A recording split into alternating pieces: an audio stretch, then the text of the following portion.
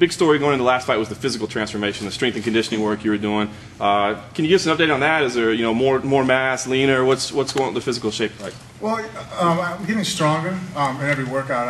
I feel the difference in that in the Philippines. Only difference is I guess everybody has a genetic limit to how much weight they can really put on. I think at first I grew really quickly just due to the fact that when I showed up at 245 to 255 for all my fights previously in the last 8 years, that's with absolutely no weight training. So I kind of just had a genetic gift, and all of a sudden, a little bit of weight training was a spurt. But I've kind of plateaued off. I don't really think I'm going to get much bigger. But strength-wise, yeah, tendons and nervous system and stuff. And the one attribute that I really feel is increased the most is actually my speed. I've never felt quicker. I've actually been sparring with people and feeling very, very fast. Well, not with Sean, but everybody else I feel pretty fast with. So on your weight, what are you walking around at now? This morning I got up to 265, 264. I weighed myself in another question probably coming. All right. And I was up as high as 278 to 282. Some days I think before I was doing some Q&A a couple months ago, and where was I? I remember they asked me, and I was 285. When you're lifting regularly, heavy, I think that there's a little bit more, blood volumizing that goes on inside the muscles. Now that I've really, pulled back on the heavy weight training, approaching more just, speed training and working more on sparring and wrestling and hitting pads, naturally I kind of lose a little bit of the extra water weight or whatever that goes in the muscles. And so I haven't really had to diet that much. I have a chef that brings me my food, so it's pretty much a no-brainer, as far as nutrition-wise. And I didn't really want to. The coaches and stuff, Giffen, we were talking about not being, having to cut a lot of weight. I don't have an extensive weight-cutting background, so I don't think we want to find out at this level how I approach that. If I cut 15, 20 pounds before a fight, how I'm going to feel the night of. So I'd rather just go ahead and cruise in. Now all I got to do is make sure, as long as I don't eat a big meal the day of the fight, I'm fine. Did you have to cut before Congo?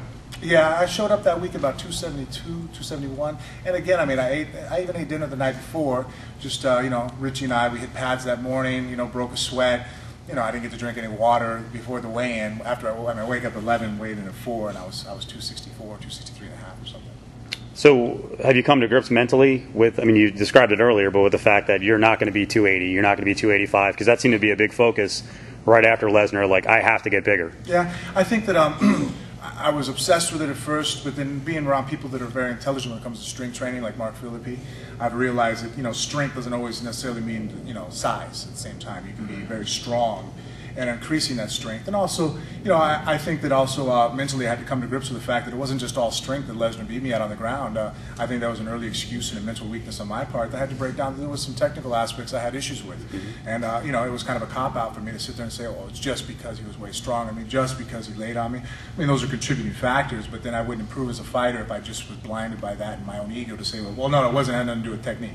No, it had a lot to do with technique. I didn't move my hips properly. I didn't create space. I didn't use the butterfly hook at all. I used the lockdown half guard, and when that was not working, and I continued to press the issue, I didn't make certain adjustments because of my own ego on the ground, and I've made those improvements now. So I'm going to be smart enough first to really identify what's wrong before we can fix it. Did you realize that there was something wrong during the fight, or was that in retrospect going back after realizing that you, or in other words, was it conscious during the fight that there were things that you should have adjusted at and didn't, or was that going back and No, it took me a little while to really look at it, just because obviously in a fight, I'd like to think if I would have realized there was issues going on, I probably would have made an adjustment. Maybe I'm thinking too highly of myself, but no, I wish so on the other side of the note, no, I wasn't smart enough to figure out during the fight.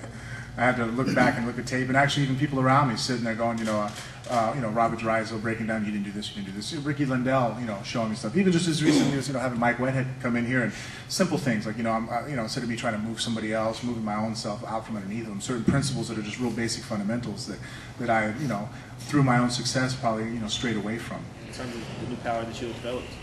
Yeah, at the same time, still kind of surprising. I think it was funny when I hit Congo. I think I was as surprised as anybody else when I threw him across the octagon. It took me a second. You see me kind of sit there like, oh wow, oh no, I got to get on him, So hopefully, I'm still getting used to it, and even little things, But I've made adjustments, like you saw earlier. I do some pad work with the small gloves. especially for defense, because defensively, anybody can block a punch with a big pillow on their hand, but can you slip and parry with smaller gloves? With that being said, even me going light, it hurts to hit with small gloves because of the amount of power I throw behind my shots. Even when I throw lightly, I feel it in the bones in my hand all the way to my forearm. And that's just through obviously an improvement in my technique, and also the fact that I went from lifting X amount of weight and drastically improving that, lifting a lot more.